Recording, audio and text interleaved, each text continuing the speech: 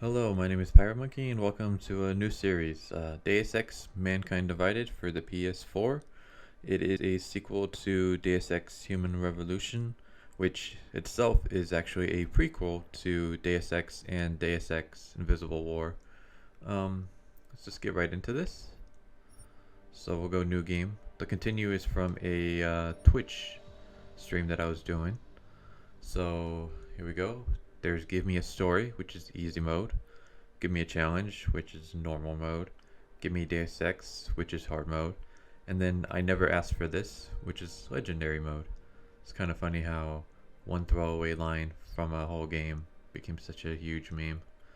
For this, we're going to be doing give me a challenge.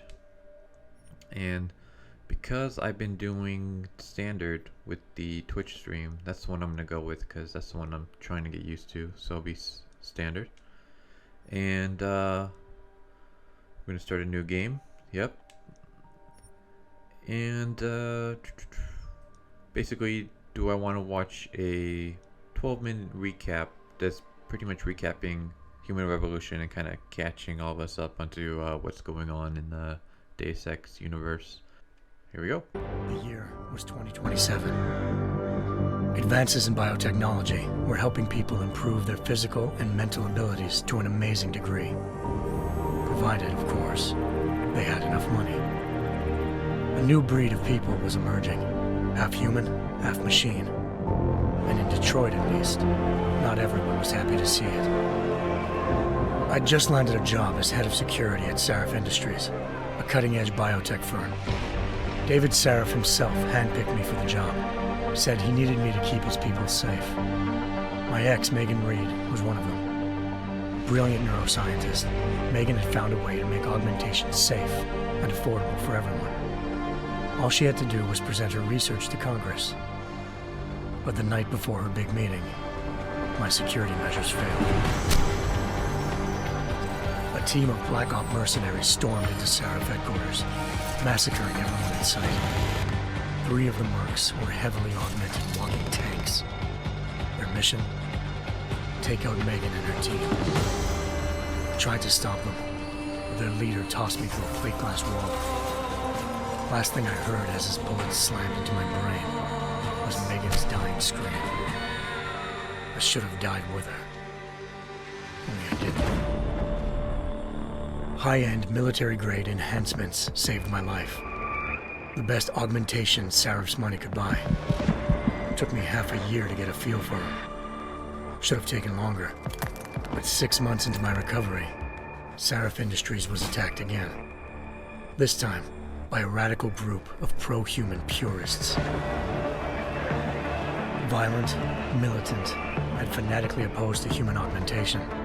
They claimed to be members of Humanity Front, a non-profit organization that wanted the UN to limit biotechnology research. The thugs broke into Sarif's factory and found machinists working overtime on a top-secret military augment called the Typhoon. Sarif sent me to retrieve it, and when I did, I found one of the so-called purists next to it, wired with cerebral implants, trying to download its classified specs. Obviously, something more was going on. The Aug killed himself before I could question him. Sarif ordered me to dig deeper, so with the help of Frank Pritchard, Sarif's head of cybersecurity, I did. Turns out a second hacker had been controlling the Aug's actions from somewhere off-site. Pritchard and I tracked his signal to a secret FEMA internment camp in Detroit. The Black Op mercenaries were there. The same mercs who'd left me for dead 6 months before. Figured they'd try again when they saw me. Wasn't so easy for them this time. I took out the tank named Barrett, even got him to give me a new lead. A penthouse apartment in China. Of course, we both knew it would be a trap in the end.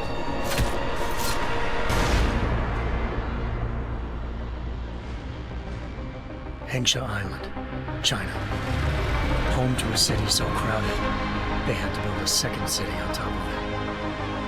Trying to find clues in Hengsha wouldn't be easy. Lucky for me, I wasn't alone. Farida Malik, Sarif Industries' ace pilot, had lived in Hengsha before.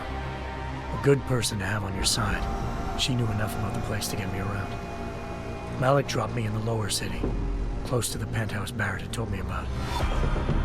Bell Tower Associates, a private security firm under contract to the Chinese government, had agents tossing the suite when I arrived. Just not for the reason I'd been expecting.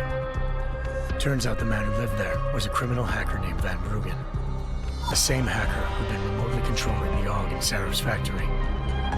Van Bruggen's panicked decision to force the man to commit suicide had been a mistake. Now his mercenary partners were gunning for him, and I needed to find him before they did. Locating Van Bruggen meant playing nice with the triads, anxious organized crime lords. They had the hacker holed up inside a low-rent capsule hotel. By the time I found him, Van Bruggen had no qualms giving up the woman who hired him. Zhao Yunru, president of the Taiyang Medical Corporation. According to Van Bruggen, Zhao wanted to monopolize the augmentation industry and had hired Black Op mercenaries to destabilize her competition. Sarif Industries was at the top of her list. To prove this, I needed to get inside TYM and grab a surveillance hologram off a server. I suspected Van Bruggen was hiding something when he told me this, but nothing could have prepared me for what I saw. Megan wasn't dead.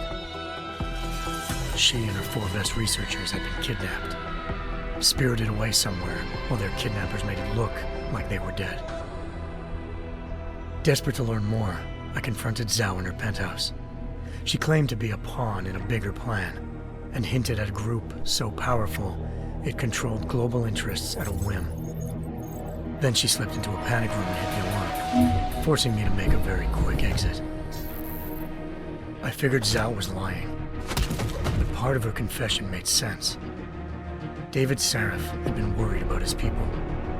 So worried, he'd required all of them to have subdermal locator devices surgically implanted. The GPOs would have been broadcasting the day of the attack. But Zhao said a single call to Picus, the world's leader in global 24-hour satellite news, had turned those signals off. I needed to fly to Picus headquarters in Montreal if I wanted to learn more.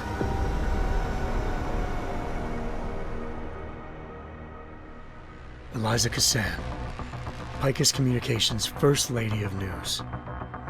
Malik thought I was reaching when I told her Eliza was involved in this. The world's most famous news anchor, working with a mercenary hit squad. But when I confronted Cassan in her office, she freely admitted to jamming Detroit's satellites the night Megan's team had been taken.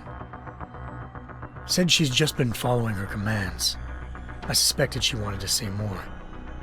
But Black Op mercenaries showed up looking to shut us both down. And just like that, the Eliza I'd been talking to disappeared.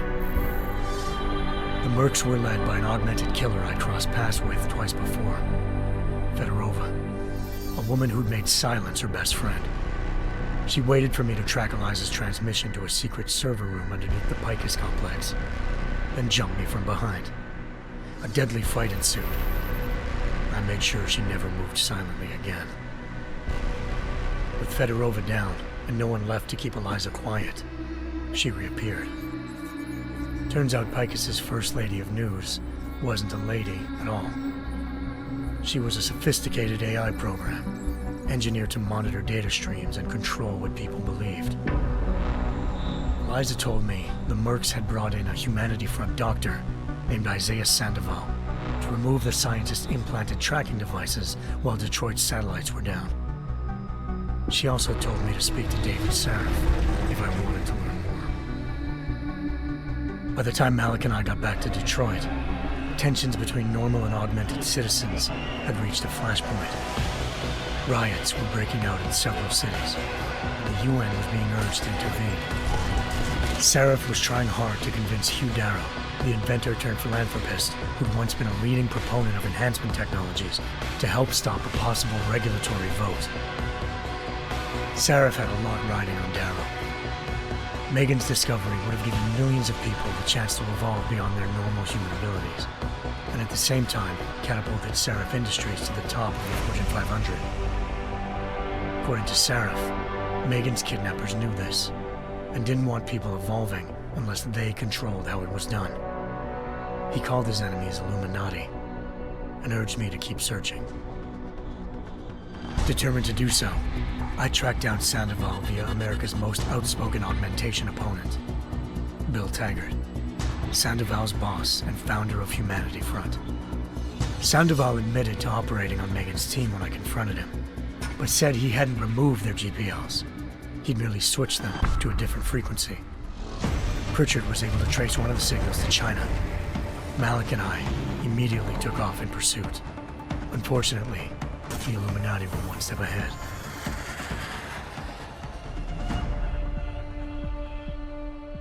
Ambushed. Shot out of the sky by Bell Tower Associates, seconds after entering Hengsha's airspace. Malik's piloting skills saved me. After a tense and bitter struggle, I escaped into Lower Hengsha. The tracking signal I was following led straight to the Triads, or more specifically, to the augmented arm of Tong Si-hung, leader of a gang of augmentation harvesters. Tong said they'd taken the arm off a corpse, which Bell Tower had left at their door, meaning at least one of Seraph's scientists was dead. Maybe not the rest of them, though. Tong pointed me to a port used for human trafficking and helped me slip aboard a Bell Tower ship. It was sailing to Rifleman Bank Station, a military base in the South China Sea. Bell Tower was holding kidnapped civilians as prisoners there, and using them to perfect the Hyron Project, a human-computer interface that left most of its test subjects dead. My search for Megan would have ended then, if not for a mysterious ally named Quinn. In exchange for my help exposing Bell Tower, he slipped me aboard a second ship headed to Singapore, and an Illuminati-run biotech facility called Omega Ranch. 3 of Seraph's scientists were there, forced by their captors to create a technology capable of remotely shutting down augmented abilities. Thanks to an emergency recall notice issued by the World Health Organization, millions of people all over the world already had the biochip installed. With the help of the scientists, I tracked Megan to a private section of the ranch. There, I ran into Yaron Namir, the walking tank who'd put a bullet in my brain the first time we met. He'd teamed up with Zhao and was hoping to catch me off guard. Their little ambush didn't work.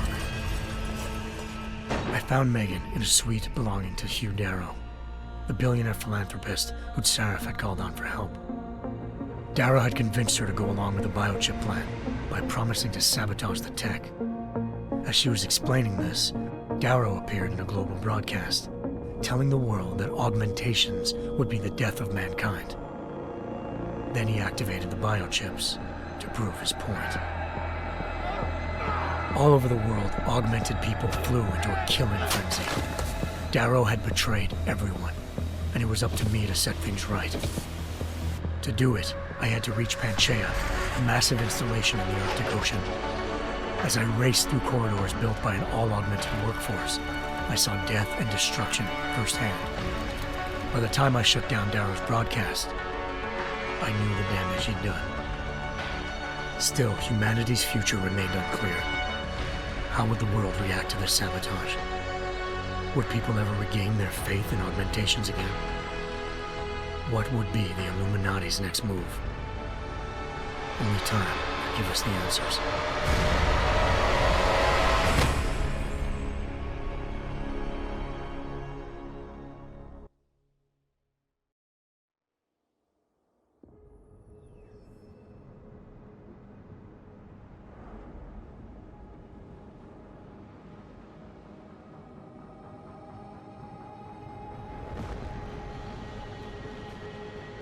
I once thought I could save the world.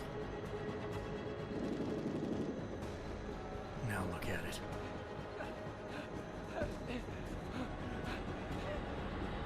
In yet another augmented terror attack, 251 passengers aboard Sister Airlines Flight 451 were killed when an augmented passenger broke into the plane's cockpit and ruthlessly butchered its flight crew.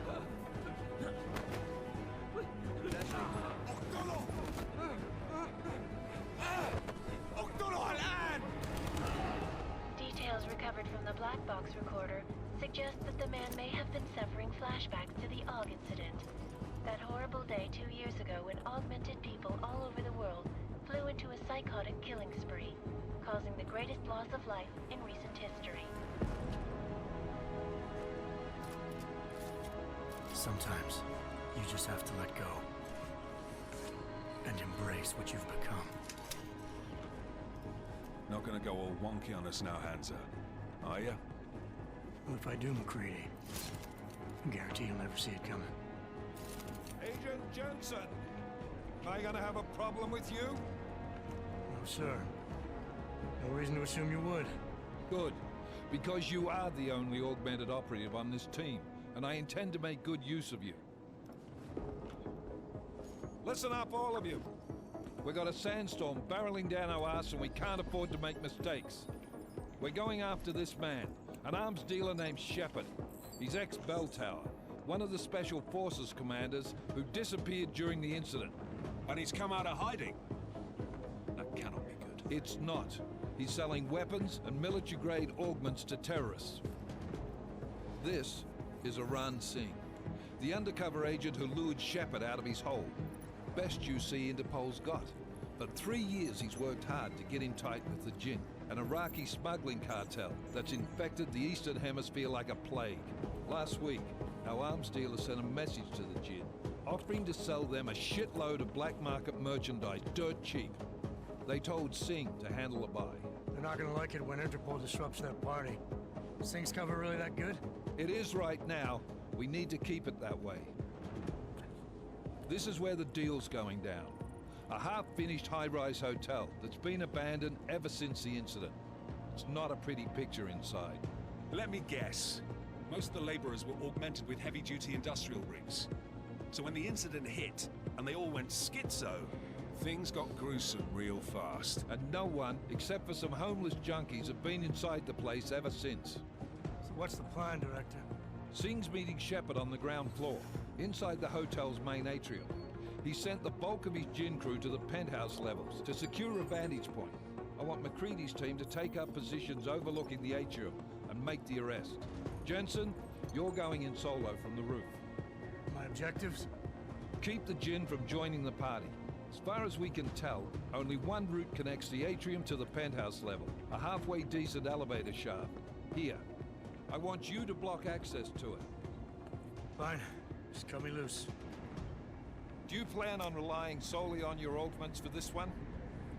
I'd recommend taking a little hardware, just to be sure. Alright, as you notice, anytime we have a cutscene, I will cut my mic. That way you guys can hear all the story elements and all that stuff without, you know, me drowning it out. So you guys don't have to worry about missing any of that. For the purpose of this walkthrough, we will be doing a non-lethal playthrough. Or at least that's what I'm going to be attempting to do anyways. So we'll go non-lethal. We've got a UC in there. Might be easier to maintain his cover if he's not the only one still breathing when this is done.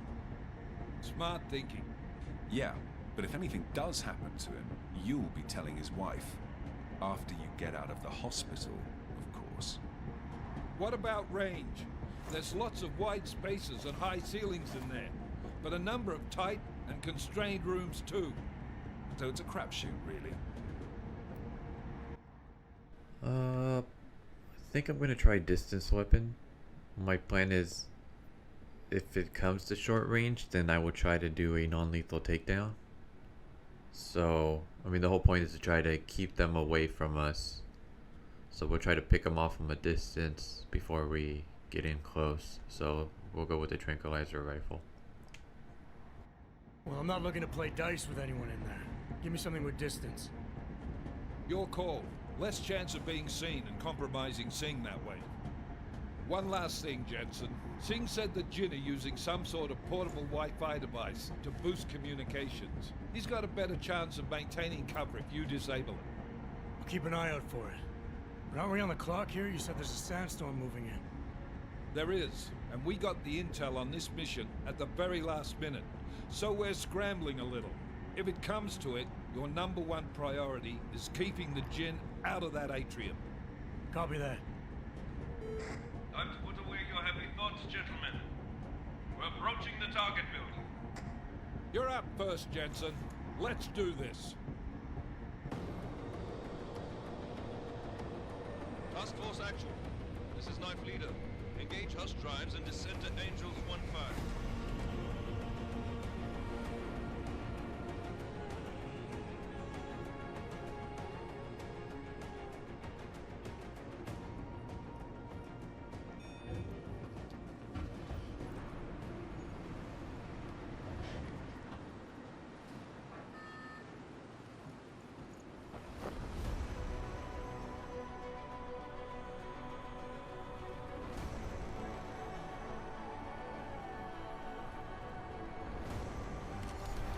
There's the Icarus landing. I used the hell out of that mug in Human Revolution.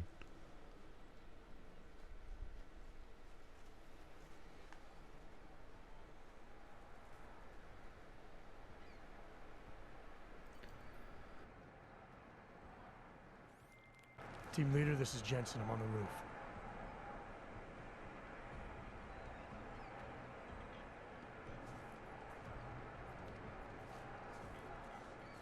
Roger that.